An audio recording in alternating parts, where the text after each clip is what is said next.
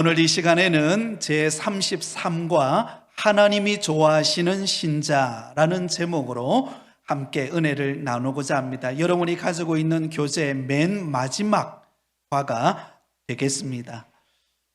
정말 우리가 신앙생활 하면서 우리의 간절한 바람, 소원이 있다면 그것은 바로 하나님의 마음에 쏙 들게 하는 것입니다. 하나님이 우리를 보실 때마다, 하나님이 나를 보실 때마다 야, 정말 너 신앙생활 잘하구나. 여러분, 이런 마음, 이런 하나님의 음성을 듣고 싶지 않습니까?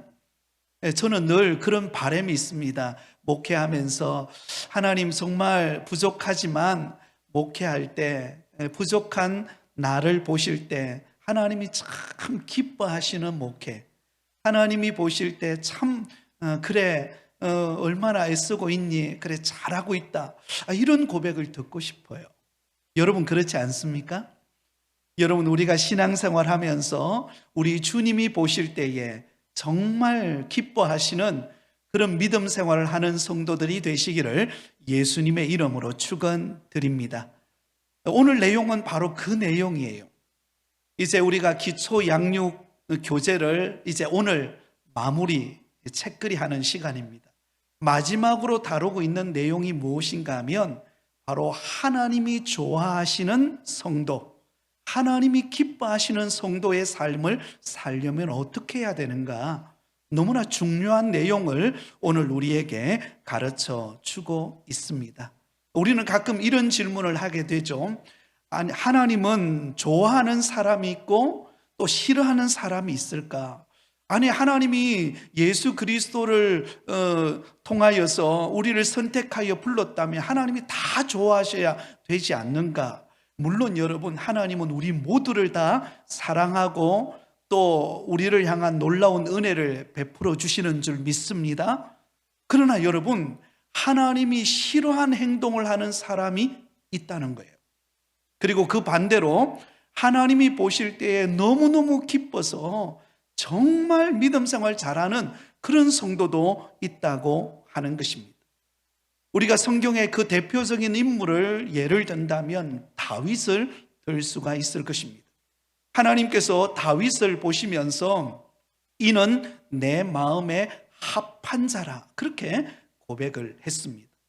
여러분, 하나님께서 다윗을 볼 때마다 너무너무 기뻐하셔가지고 다윗은 내 마음에 합한 사람이다, 정말 내 마음에 쏙 드는 사람이다, 그렇게 인정을 받았던 것을 볼 수가 있습니다.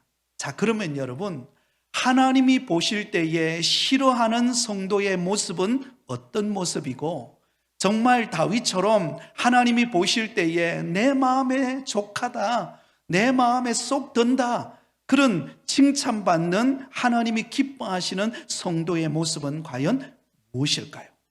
자, 먼저 오늘 본문에 다루고 있는 내용은 하나님께서는 어떤 사람을 싫어하시는가부터 먼저 다루고 있습니다. 하나님이 싫어한 행동을 하는 성도의 모습이 있다는 겁니다.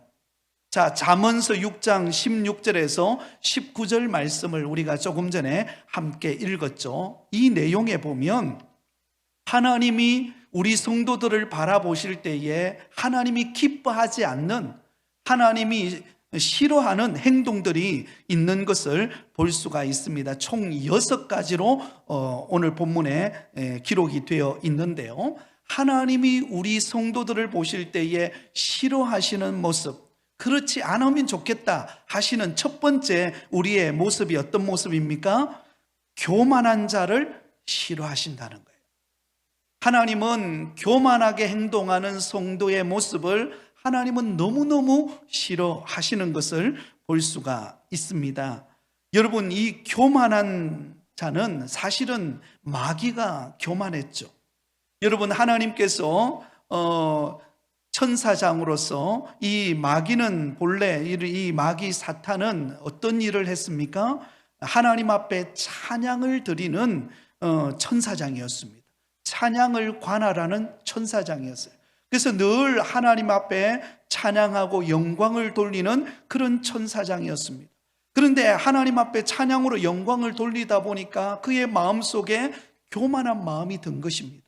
아니, 저 하나님께 돌리는 저 영광을 나에게로 좀 돌리면 어떨까? 그리고는 교만해서 하나님을 떠나버린 그 존재가 바로 마귀, 사탄 아닙니까? 그 마귀의 출발은 교만으로부터 출발했던 것을 볼 수가 있습니다. 그게 보면 디모데전서 3장 6절에 보면 이렇게 말하죠. 새로 입교한 자도 말지니 교만하여져서 마귀를 정죄하는 그 정죄에 빠질까 함이요. 여러분, 우리가 신앙생활 하다 보면은요, 나도 모르는 사이에 은근히 교만해질 때가 있다라는 거예요. 내가 오랜 신앙생활한 그 연륜 너무나 귀한 것입니다. 저는 오랜 신앙의 연륜을 가진 분들을 보면 너무 존경스러워요. 특별히 모태신앙을 가진 분들을 굉장히 저는 귀하게 여깁니다. 왜냐하면 저는 제가 모태신앙이 아니거든요. 저는 제가 처음 개척자 신앙을 가지고 있기 때문에 늘 제 마음속에 부러워했던 것 중에 하나가 부모님의 때부터, 아니 그 이상으로부터 하나님을 잘 믿는 그런 신앙의 가정에서 태어나서 아름다운 신앙의 본을 보이는 그런 모태신앙을 가진 그런 가정에 계신 분들을 너무너무 귀하게 여깁니다. 제가 신대원 다닐 때에 저랑 함께 거의 이렇게 차를 다니고 신대원을 다녔던 그런 친구가 있습니다. 그 친구는 믿은 지 4대가 되는 때예요. 제일 먼저 믿었던 그분의 그 4대째 초대 그 할아버지가 주기철 목사님과 함께 신앙생활을 했다는 거예요. 여러분 한번 보세요. 주기철 목사님과 함께 신앙생활을 했다면 어느 정도 신앙이라는 거 우리가 이해할 수 있지 않습니까? 그래서 그런 신앙 밑에서 이게 자라서 제가 옆에 친구지만 너무 부러운 거예요, 그런 게. 그죠? 네. 여러분, 우리가 모태신앙을 가진 것, 그리고 오랜 신앙의 연륜을 가지고 믿음 생활하는 것은 너무나 귀하고 당연히 존중받아야 할 모습입니다. 그러나 본인 자신은 어때요? 하나님 앞에 그럴수록 더 겸손하게 주를 섬겨야 할 줄 믿습니다. 여러분, 하나님 앞에 섬기면 섬길수록 우리가 모태신앙을 갖게 된 것도, 우리가 이렇게 오랜 신앙의 연륜으로 하나님을 섬길 수 있는 것도 전적인 하나님의 은혜 아닙니까? 하나님의 전적인 은혜를 생각하고 하나님을 높여야지, 나를 높이기 시작하게 되면 그건 교만해지는 것입니다. 그건 자신에게 유익이 될 수가 없는 것입니다. 여러분, 이스라엘의 초대 왕이 누구죠? 사울 왕 아닙니까? 사울이 왕이 될 때만 해도 얼마나 겸손했는지 몰라요. 제가 어떻게 왕이 될 수 있습니까? 이 베냐민 지파 중에서 내가 어떻게 왕이 될 수 있습니까? 이러했던 사람이 사울이었어요. 그런데 하나님이 그에게 기름을 부어서 왕으로 딱 세우자마자 그때부터 어떻게 합니까? 교만해지기 시작하는 것입니다. 내가 이스라엘을 다스리는 왕인데 나에게 영광을 돌려야지. 누구에게 영광을 돌리냐? 그때부터 하나님의 말씀대로 행하지 아니하고 선지자가 찾아와서 하나님의 말씀대로 행하라고 그렇게 말해도 불구하고 하나님의 뜻대로 행하지 아니하고 자기 마음대로 행하다가 교만에 빠져서 결국은 버림받은 존재가 누구죠? 사울 아닙니까? 사울이에요. 그런데 다윗은 하나님 앞에 겸손함으로 그가 일평생 하나님을 섬김으로 내 마음에 합한 자라고 인정을 받게 되었던 것을 볼 수가 있습니다. 그러므로 여러분, 교회 안에서 믿음 생활하는 저와 여러분은 시간이 흐르면 흐를수록, 여러분 벼가 익으면 익을수록 어떻게 하죠? 고개를 숙이듯이 저와 여러분이 신앙의 깊은 연륜이 더해갈수록 더 겸손이 낮아져서 다른 사람을 섬기고 세워주고 그렇게 희생하는 믿음의 성도들의 걸음이 되시기를 바랍니다. 이것이 우리 주님이 기뻐하시는 모습이에요. 그러나 교만하고 내가 낸데라고 생각하고 그렇게 자기 자랑에 빠지면은요, 하나님은 교만한 자를 물리치시고 겸손한 자를 높이신다고 했습니다. 그러므로 언제나 겸손한 저와 여러분 되시기를 바랍니다. 두 번째로 하나님이 싫어하시는 우리의 행동이 있습니다. 그것은 무엇인가 하면 거짓을 말하는 자를 싫어한다는 거예요. 거짓말하는 것, 진실되지 못한 모습, 남을 속여서 자신이 이득을 취하려고 하는 모습, 이 모습은 주님이 보실 때에 기뻐하는 모습이 아니라고 하는 것입니다. 이것도 마귀에게 속한 행동입니다. 마귀라고 하는 존재 자체가 여러분 거짓의 압이 아닙니까? 이간질하는 자, 속이는 자라는 뜻을 가지고 있는 것이 마귀예요. 그러므로 이 마귀에 붙들림 받고 속게 되면은요, 우리가 믿음 생활하면서도 여러분 신앙의 연륜이 많아지고 교회의 직분을 받으면서도 말하는 거나 행동하는 것을 보면 진실되지 못하게 행동하는 경우가 나타날 수 있다는 것입니다. 조심해야 합니다. 요한복음 8장 44절에 보면 예수님께서 유대인들을 향하여서 스스로 생각할 때 우리는 아브라함의 자손이고 아브라함이 우리 아버지고 오직 하나님 한 분만을 우리가 믿고 섬깁니다 라고 하는 유대인들을 향하여 예수님께서 이렇게 책망합니다. 요한복음 8장 44절입니다. 우리 같이 읽겠습니다. 시작. 너희는 너희 아비 마귀에게서 났으니 너희 아비의 욕심대로 너희도 행하고자 하느냐. 그는 처음부터 산이란 자요 진리가 그 속에 없으므로 진리에 서지 못하고 거짓을 말할 때마다 제 것으로 말하나니 이는 그가 거짓말쟁이요 거짓의 아비가 되었습니다. 마귀의 행동은요 거짓말쟁이고 거짓의 아비라는 것입니다. 마귀 존재 자체가 그래요. 그런데 거기에 속아서 살아가는 인생은 어떤 인생입니까? 진실되지 못하고 거짓되게 행동하는 것. 그래서 여러분 우리가 믿음 생활이 깊어지고 주를 섬기면 섬길수록 정말 진실됨이 중요합니다. 진실된 것. 여러분 빈 깡통이 요란하다라는 말이 있잖아요. 진실된 사람은요 묵직합니다. 저와 여러분이 다른 성도들이 볼 때에 우리가 신앙생활 할 때에 진실한 믿음의 성도가 되실 수 있기를 바랍니다. 여러분 우리가 똑똑하고 교회에서 일 잘하는 것도 참 중요해요. 그러나 그 이전에 우리에게 먼저 갖춰야 될 게 무엇인가 하면 그것은 투명성입니다. 진실해야 합니다.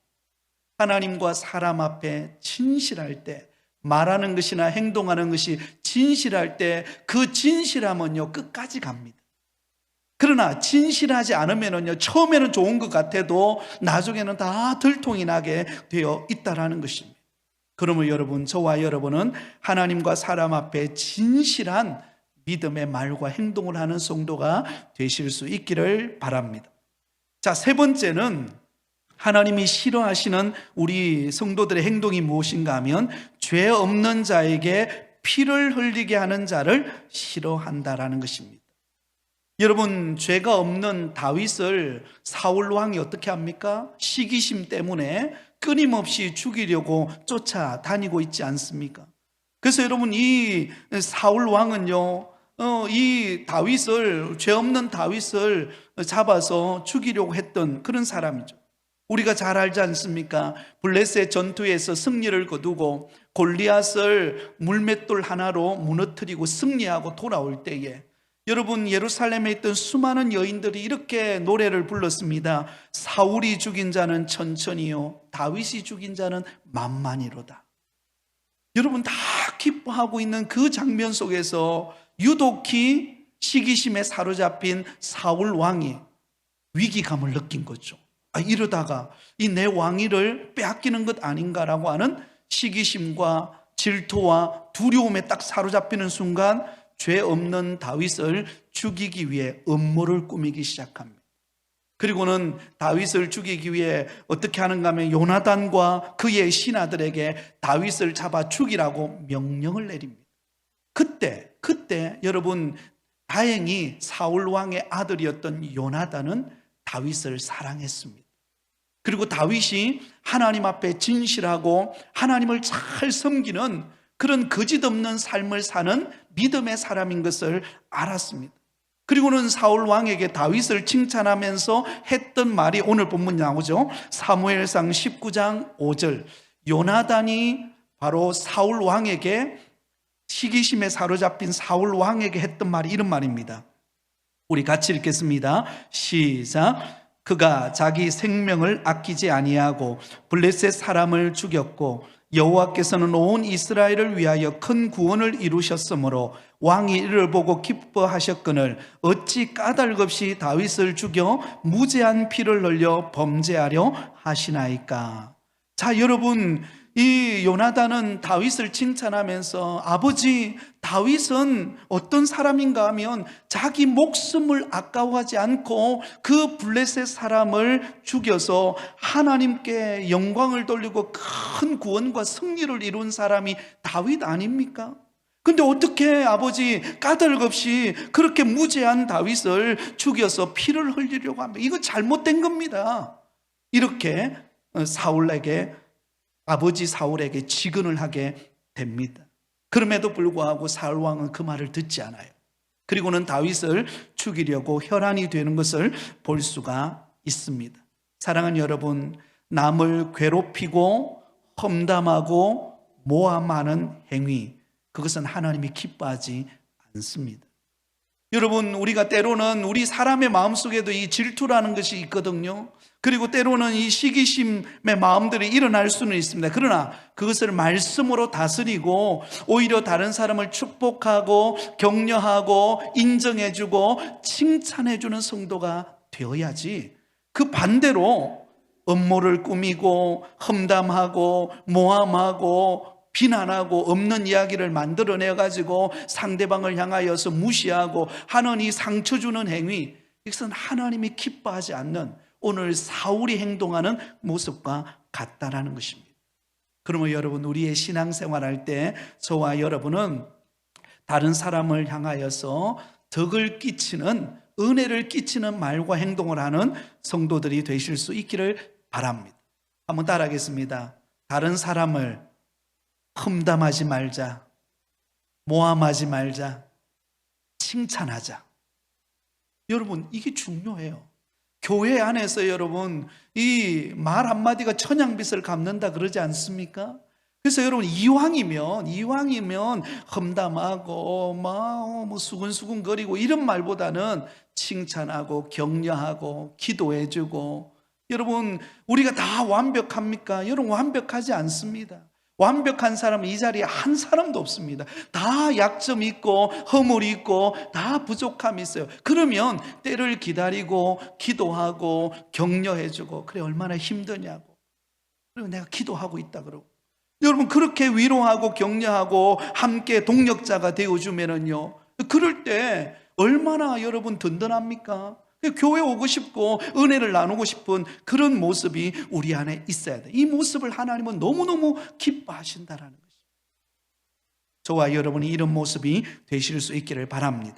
네 번째는요, 악한 계교를 꾀하는 자를 싫어한다라는 것입니다. 여기 계교라고 하는 이 단어를 제가 사전에 찾아보니까 이런 말이더라고요. 이리저리 생각해서 꾀를 만드는 것, 그런 뜻을 가지고 있더라고요. 악한 계교를 꾀하는 것, 쉽게 말하면 하나님이 원하시는 선한 생각 그리고 바른 행동이 아니라 악한 행동을 취하여서 자기의 유익, 자기의 어떤 쾌락을 만족시키려고 하는 행위, 이것을 말하고 있습니다.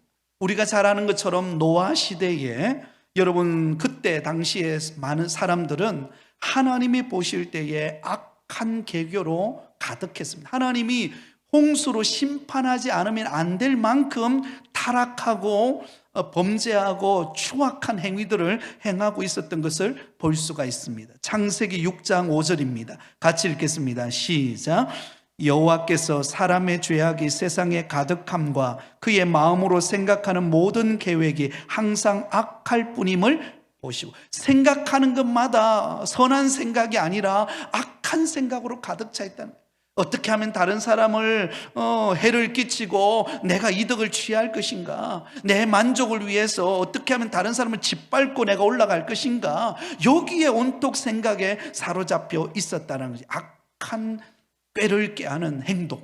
여러분, 이것은 하나님이 싫어하는 행동임을 보여주고 있습니다. 그러면 우리는 어떻게 해야 합니까? 반대로 선한 생각과 선한 행동을 통하여 덕을 끼치는 믿음의 성도가 되어야 할 줄 믿습니다. 자, 다섯 번째는 악으로 빨리 달려가는 자를 싫어하십니다. 악한 행위, 이 네 번째와 다섯 번째가 연관이 있는 그런 내용이라고 말할 수 있겠죠. 우리가 잘 아는 것처럼 소돔과 고모라 성이 의인 10명이 없어서 멸망을 당하게 되는 장면을 우리는 이미 알고 있습니다. 여러분, 하나님께서 그 소돔과 고모라 성을 멸망하기 전에 아브라함에게 먼저 찾아오죠. 아브라함에게 지극히 대접을 받고 난 다음에 이제 소돔과 고모라 성으로 가려고 할 때에 아브라함이 말하지 않습니까? 그 소돔과 고모라 성을 멸망시키려고 한다고 할 때에 그곳에 의인 50명만 있다면 그 땅을 멸하지 말아 주십시오. 그 다음에 40명, 30명 내려가다 맨 마지막에 10명까지 내려가죠. 그러나 그 땅에 의인 10명이 없어서 결국은 여러분 소돔과 고모라 성이 멸망하게 되었던 것을 우리는 알고 있습니다. 왜냐하면 그곳에는 악으로 달려가는 사람들로 가득 차 있었기 때문에 하나님으로부터 멸망받지 않으면 안 되는 그런 환경이었기 때문에 그렇다고 하는 것입니다. 자, 마지막 여섯 번째로는 거짓 증언하는 것을 말하죠. 그리고 형제 사이를 이간하는 자를 싫어하신다. 자, 여러분, 이게 굉장히 중요한 내용인데요. 교회 안에 많이 일어나고 있는 현상 중에 하나가 무엇인가 하면 성도들 간에 이 이간질하는 것, 그죠? 수근수근 해가지고 험담하고 상처 주고 이간질 시켜가지고 관계가 깨어지게 하는 경우들이 혹 발생할 수가 있다는 것입니다. 주의해야 한다는 거죠, 그렇죠? 예. 그러므로 여러분, 우리는 교회에서 화목해 하는 자로 하나님이 우리를 부르셨습니다. 저와 여러분이 들어가는 곳에, 그곳에 들어가면 얼음장과 같이 굳어져 있는 그런 환경이 변하여서 그곳이 화목하고 따뜻하고 그곳에 기쁨이 넘치는 그런 곳이 되어야 할 줄 믿습니다. 아멘. 예, 저와 여러분이 들어가는 곳에 뭔가 분위기가 쎄하고 냉랭하고 뭔가 막 이렇게 막 앉아있기 부담스럽고, 여러분 이러면 누가 그곳에 가고 싶겠습니까? 그런데 가면 기쁨이 있고 따뜻함이 있고 위로가 있고, 그죠? 서로 간에 허물을 감싸주는 이런 어떤 은혜로운 장소, 그곳이 우리가 교회가 되고 또 우리 모임이 되고 가정이 되는 그런 은혜가 우리에게 반드시 있어야 한다는 것을 꼭 기억하실 수 있기를 바랍니다. 자, 두 번째로 넘어가겠습니다. 125페이지입니다. 자, 그러면 하나님이 정말 기뻐하는 사람은 어떤 사람일까요?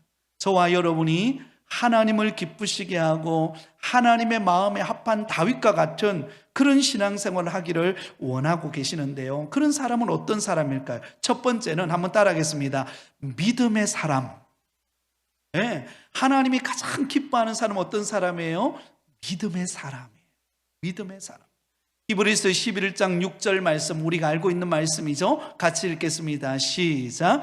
믿음이 없이는 하나님을 기쁘시게 하지 못하나니 하나님께 나아가는 자는 반드시 그가 계신 것과 또한 그가 자기를 찾는 자들에게 상 주시는 이심을 믿어야 할지니라. 여러분, 하나님을 기쁘시게 하는 첫 번째 원리는 뭐냐면 믿음입니다. 여러분, 예수님께서 제자들과 3년 동안 함께 공생의 기간을 보내면서 제자들이 많은 실수를 했습니다. 때로는 허점도 많이 보였죠. 그러나 여러분, 실수하고 허점을 보일 때마다 예수님은 그 제자들을 감싸주었어요. 그런데 예수님이 책망할 때가 있었어요. 제자들을 책망할 때가 있었습니다. 그때가 언제인가 하면 믿음 없이 행동할 때, 그때는 여지없이 예수님이 그들의 믿음을 일깨워 주십니다. 책망을 통하여서. 왜 믿음이 없느냐? 그렇게 하면서 일깨워 주시는 것을 볼 수가 있습니다. 하나님을 기쁘시게 하는 것은요, 믿음입니다. 믿음. 자, 그게 몇 가지 예를 들고 있죠. 믿음으로 하나님과 동행했던 에녹을 하나님이 기뻐하셨습니다. 우리가 잘 알고 있는 것처럼 에녹은 하나님 앞에 정말로 인정받은 믿음의 사람이죠. 몇 년 동안 하나님과 동행합니까? 300년 동안 하나님과 동행합니다. 여러분, 300년 동안 하나님과 동행하기 전에 무슨 일이 있었을까요? 이 에녹에게는 반전이 일어나는, 전환되어지는 삶을 경험하는 계기가 있었습니다. 그 전까지만 하더라도요, 이 에녹은 믿음으로 살지 않았어요. 그냥 세상 사람처럼 물 흘러가듯이 그냥 뭐 이렇게 나름대로 믿음 생활을 했겠지만 주님이 인정할 만한 그런 믿음의 사람은 아니었어요. 그런데 그가 어떤 계기를 통하여서 그 다음에 완전히 터닝 포인트가 발생합니다. 반전이 일어나요. 그리고는 300년 동안 하나님과 동행합니다. 그 계기가 무엇입니까? 에녹이 아이를 낳는데요, 그 아이 이름이 뭐예요? 머두셀라라고 하는 아들을 낳습니다. 그때 하나님께서 이 에녹에게 뭐라고 말하는 하냐면, 너가 낳은 이 머두셀라가 죽는 해에 무슨 일이 일어나요? 하나님께서 심판하는 날이 임할 것이다. 물로 심판하게 될 것이다. 하나님께서 물로 심판할 것을 이 에녹에게 알려줍니다. 그때 에녹이 눈이 번쩍 뜨이는 거예요. 내가 이렇게 살아서는 안 되겠구나. 반드시 이 땅에 심판이 있는 것을 깨닫고 난 다음에 내가 이렇게 살아서는 안 되겠구나. 하나님을 온전히 믿는 믿음의 삶을 살아가야 되겠다라고 생각하고 그때부터 300년 동안 하나님과 동행합니다. 그러자 그는 죽음을 보지 않고 하나님께 부름받는 은혜를 입었던 것을 보게 됩니다. 자, 그게 히브리서 11장 5절을 우리 같이 읽겠습니다. 시작. 믿음으로 에녹은 죽음을 보지 않고 옮겨졌으니 하나님이 그를 옮기심으로 다시 보이지 아니하였느니라. 그는 옮겨지기 전에 하나님을 기쁘시게 하는 자라는 증거를 받았느니라. 여러분, 이 에녹이 얼마나 믿음으로 살았으면 주변 사람들이 저 에녹을 보니까 다른 사람은 몰라도 에녹은 하나님을 기쁘시게 하는 사람이야.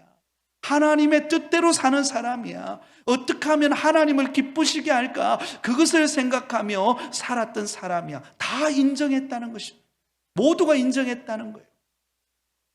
여러분, 이 에녹의 믿음이 우리의 믿음 되기를 바랍니다. 이어서 믿음으로 순종한 아브라함을 하나님이 기뻐하셨습니다. 여러분, 하나님께서 갈대우르에 있던 그 아브라함을 부르시죠. 너는 너의 본토 친척 아버지의 집을 떠나 내가 너에게 지시할 땅으로 가라. 부름을 받아 순종해서 갑니다. 그리고는 그의 나이 100세가 되었을 때 하나님께서 그에게 약속하셨던 이삭을 선물로 주죠. 그리고 난 다음에 여러분, 얼마 지나지 않아서 하나님께서 아브라함의 믿음을 테스트합니다. 그 믿음의 테스트가 무엇이었습니까? 우리가 잘 알고 있는 것처럼 독자 이삭을 모리아 산으로 데리고 가서 그곳에서 번제로 하나님 앞에 드리라고 하는 청천벽력과 같은 그런 하나님의 음성이 그에게 들려옵니다. 여러분, 100세에 얻은 아들입니다. 100세에 얻었다면 얼마나 귀합니까? 얼마나 귀할까요? 그죠? 그런데 그 아들을 하나님 앞에 번제로 드리라고 했을 때 정말 순종하기 어려웠을 것입니다. 그런데 아브라함은 믿음으로 나아갑니다.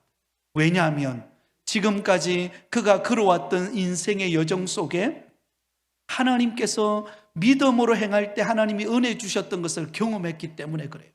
그리고는 그 독자 이삭을 데리고 모리아산에 가서 하나님 앞에 번제로 드리는 것을 통하여서 그가 온전한 믿음으로 인정받습니다. 그리고는 여호와 이레라, 하나님이 예배하신 복을 얻게 되어지는 것을 볼 수가 있죠. 자, 거기 보면 창세기 22장 12절에 이렇게 말합니다. 손을 내밀어 칼을 잡고 그 아들을 잡으려 하니 그때 그 믿음이 인정되어지는 순간이었다라고 하는 것이죠. 아브라함의 믿음, 귀하죠. 자, 그 다음에 세 번째는 믿음의 사랑 백부장과 가나안 여인의 믿음을 우리 주님께서 칭찬하시는 것을 볼 수가 있습니다. 여러분, 이들의 독특함은 무엇입니까? 백부장과 가나안 여인은요, 유대인이 아니었다는 거예요. 유대인이 아님에도 불구하고 그들은 하나님으로, 주님으로부터 그들의 믿음을 인정받게 됩니다. 우리가 잘 아는 것처럼 가브나움에 갔을 때 한 백부장이 자기 하인의 중풍병이 걸려서 누워있는 하인을 대신해서 예수님에게로 나옵니다. 내 하인이 지금 중풍병에 걸려서 누워서 지금 사경을 헤매고 있는데 오셔서 고쳐달라고 요청을 합니다. 그때 예수님께서 이 백부장에 그럼 내가 너희 집에 가서 고쳐주겠다라고 말했을 때 여러분 이 백부장이 대단한 믿음의 고백을 합니다. 이렇게 고백합니다. 주여 내 집에 들어오심을 나는 감당하지 못하겠사오니 말씀만 하옵소서 내 하인이 낫게 싸움나이다. 내 집에 들어오는 것을 나는 감당할 수 없습니다. 어떻게 역사를 주관하시는 주님께서 미천한 우리 집에 들어오실 수 있겠습니까? 말씀만 하셔도 하인이 나을 수 있습니다. 여러분 그 고백을 들으시고 우리 예수님이 칭찬하셨습니다. 내 믿음대로 될지어다. 여러분 가나안 여인, 이 가나안 여인은요 딸이 흉악한 귀신이 들려가지고 사경을 헤매고 있습니다. 온갖 이 귀신 들린 딸을 고치려 보려고 온갖 노력을 기울였지만 그러면 그럴수록 더 심해져가는 그 흉악한 귀신 들린 딸의 문제를 놓고 예수님에게로 나오죠. 그리고는 예수님 도와달라고, 불쌍히 여겨달라고, 흉악한 귀신 들린 나의 딸을 고쳐달라고 하는데 예수님이 한 말씀도 안 하시는 거예요. 여러분 생각해 보세요. 간절히 부르짖었는데 아무 응답이 없고 대답이 없다. 얼마나 서운합니까? 그죠? 기도하다가 막 포기하고 싶은 그런 마음이 들지 않습니까? 근데 이 여인은, 가나안 여인은 더 큰 소리로 내 딸이 흉악한 귀신이 들려서 지금 죽게 되었사오니 고쳐달라고. 근데 무심하던 예수님께서 한마디 툭 던집니다. 뭐라고 던집니까? 나는 이스라엘 집에 잃어버린 양 외에는 다른 데로 보내심을 받지 아니하였느니라. 여러분 너무나도 이 하늘이 무너지는 이야기 아닙니까? 이방 여인으로서 고통받는 이 여인이 예수님께 나와서 간구하면 예수님이 내 기도 들어주실 거라는 믿음을 가지고 왔는데 예수님께서는 이스라엘 집에 잃어버린 양 외에는 나는 다른 데로 보내지 않았다. 너는 나와 상관이 없다. 이렇게 말하는 것입니다. 얼마나 서운합니까? 이쯤 되면은요 웬만한 사람 다 돌았습니다. 내가 주님을 믿는 거 내가 바보짓이지 이렇게 하면 돌았을 것입니다. 그런데도 매달립니다. 흉악한 내 딸을 고쳐달라고 주님께 나옵니다. 그때 예수님께서 쇠기를 받는 말씀을 하시죠. 자녀의 떡을 취하여 개들에게 던짐이 마땅하지 않다. 여러분 자녀들의 떡을 취하여서 개들에게 던짐이 마땅하지 않다. 여러분 이 여인, 가나안 여인을 향하여 뭐라고 취급하고 있는 것입니까? 입에 담아두기 부끄러울 정도의 말을 하고 있는 것을 볼 수가 있습니다.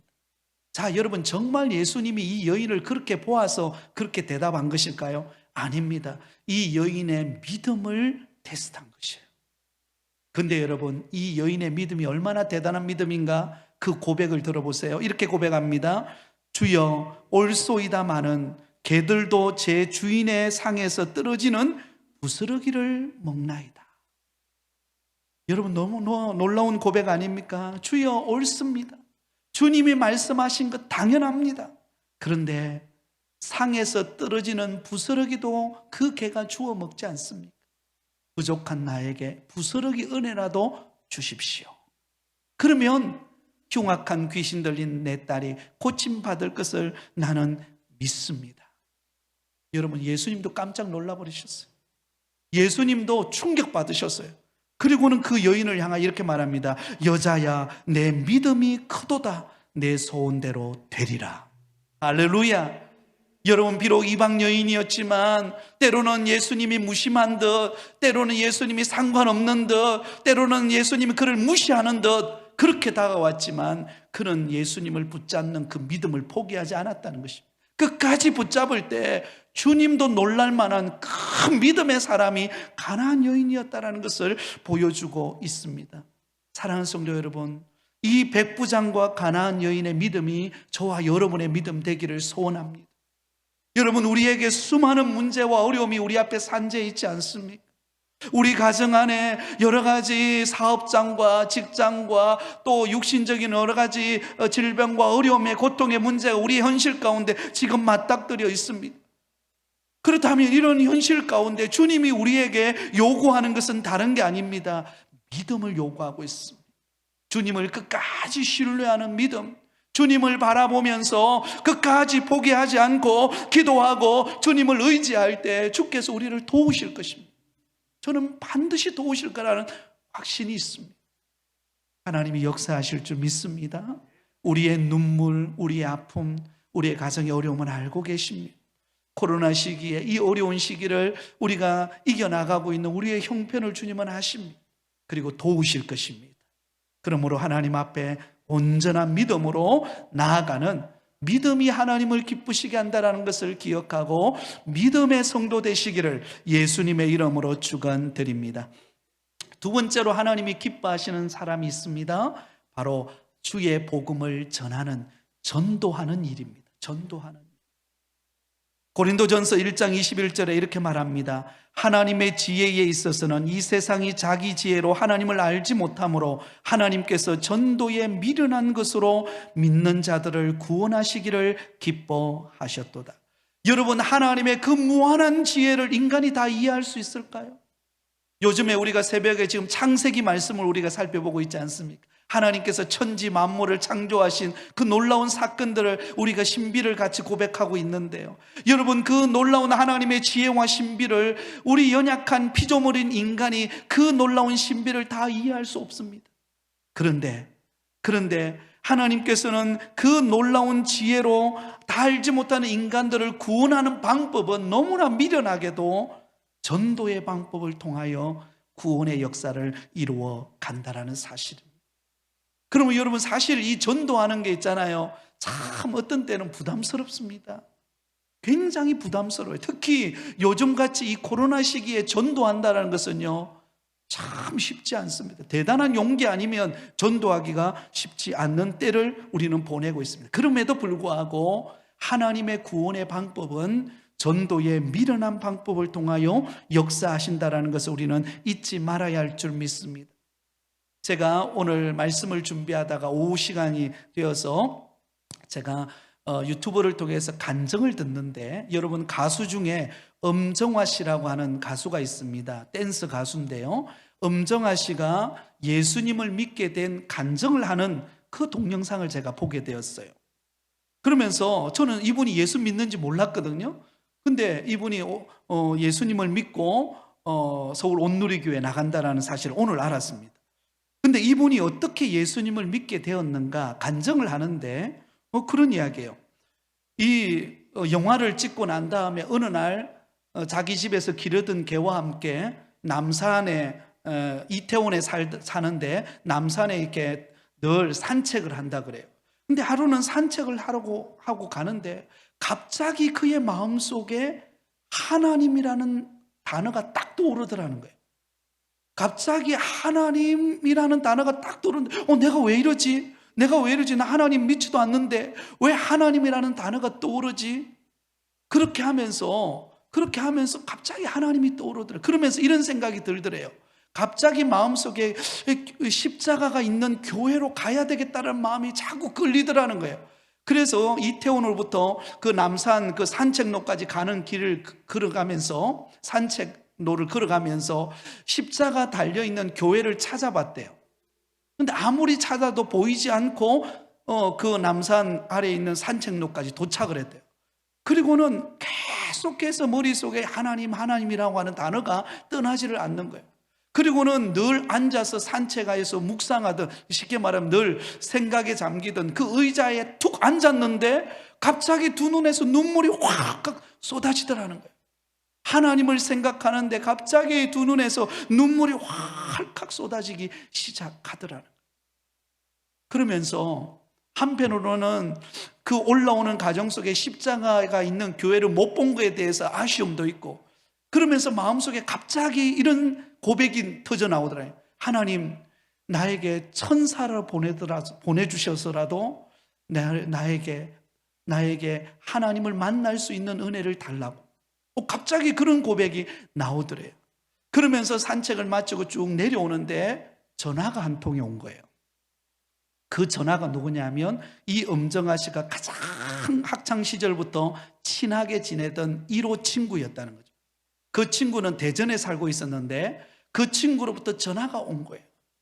그러자 이 엄정아 씨가 두 눈에 눈물을 눈물을 흘리면서 그 친구가 예수 믿는다는 걸 알거든요.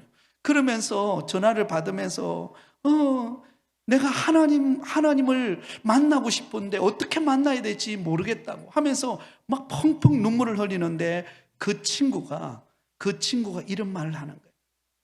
그래, 하나님이 지금 너를 만나기를 원하시는 때인가 보다. 내가 그동안 너를 위해서 기도했는데 꼭 예수 믿을 수 있는 기회를 하나님 열어달라고 기도했는데, 그리고 영접 기도할 때는 나를 통해서 영접 기도할 수 있게 해달라고 오랜 세월 전부터 기도를 해왔다는 거예요. 근데 마침 이때에 전화가 와서 그 친구와 함께 통화를 하게 되었고, 그리고는 아무 데서나 의자에 앉으라고 하면서 그곳에서 나를 따라서 영접 기도를 하라고.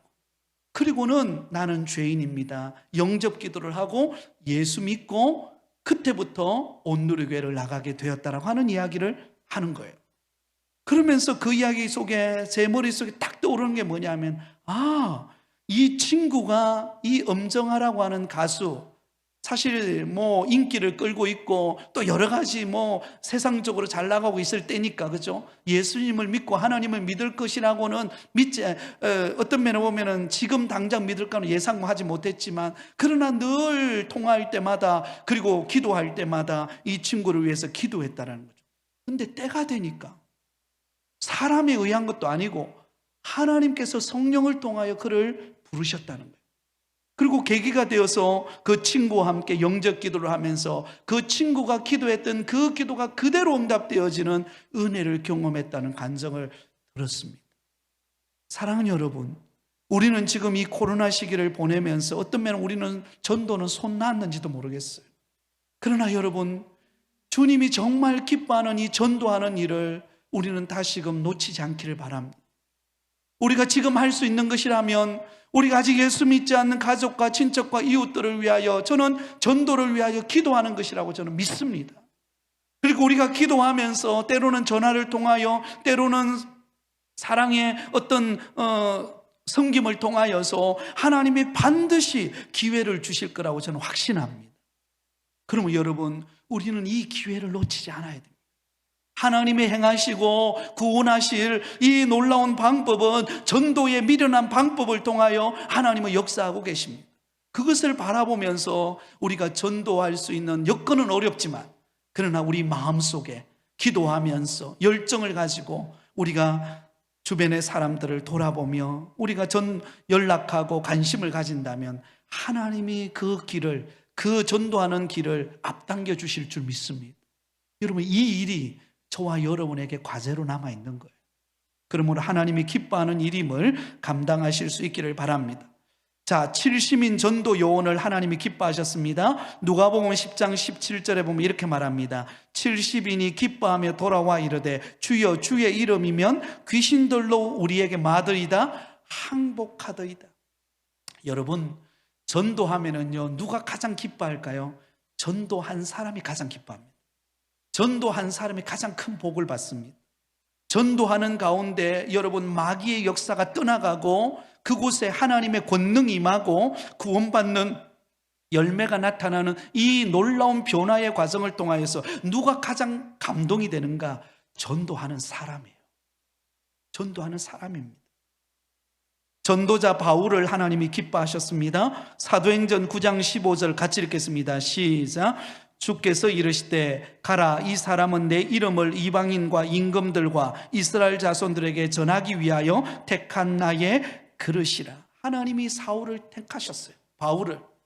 사울이 하나님을 믿는 믿음의 사람들을 핍박하고 정죄하고 감옥에 넣으려고 하는 사람 아니었습니까? 근데 그를 변화시키셨어.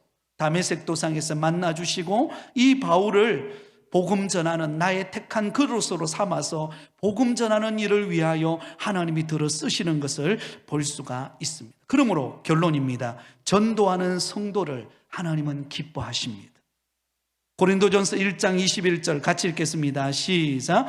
하나님의 지혜에 있어서는 이 세상이 자기 지혜로 하나님을 알지 못하므로 하나님께서 전도에 미련한 것으로 믿는 자들을 구원하시기를 기뻐하셨도다. 할렐루야. 여러분, 우리가 전도하기를 마음 먹으면 기도하기 시작하면 하나님은 반드시 기회를 주십니다. 반드시 환경을 여실 것입니다. 그래서 우리가 전하는 일에 힘쓰는 저와 여러분이 되실 수 있기를 예수님의 이름으로 축원드립니다. 126페이지 마지막 장으로 넘어가겠습니다. 하나님은 진리 안에서 행하는 사람을 기뻐하십니다. 말씀대로 행하는 사람, 하나님의 뜻대로 행하는 사람, 그 사람을 하나님이 기뻐하신다라는 것입니다. 자, 말씀대로 진리 안에서 행하는 사람은 어떤 사람입니까? 네 종류의 사람을 말합니다. 말씀 안에 사는 사람을 말합니다. 저와 여러분이 말씀을 듣고 그 말씀대로 살아가는 삶, 그것을 주님은 기뻐하십니다. 두 번째로 예수님 안에 사는 삶, 예수님을 늘 바라보고 사는 것입니다. 한번 따라하겠습니다. 예수님이라면 어떻게 하실까? 우리가 하루를 살아가면서 예수님이라면 어떻게 하실까? 우리의 초점을 예수님께 자꾸 맞추는 거예요. 여러분, 우리의 초점을 사람에게 맞추면요, 때로는 실망될 때도 있습니다. 때로는 막 낙심이 될 때도 있어요. 그러나 우리 주님께 자꾸 초점을 맞추면 주님께서 우리 가운데 역사하실 것입니다. 자, 세 번째로 성령님 안에 거하는 삶입니다. 성령과 동행하는 저와 여러분 되시기 바랍니다. 성령의 사람, 그죠?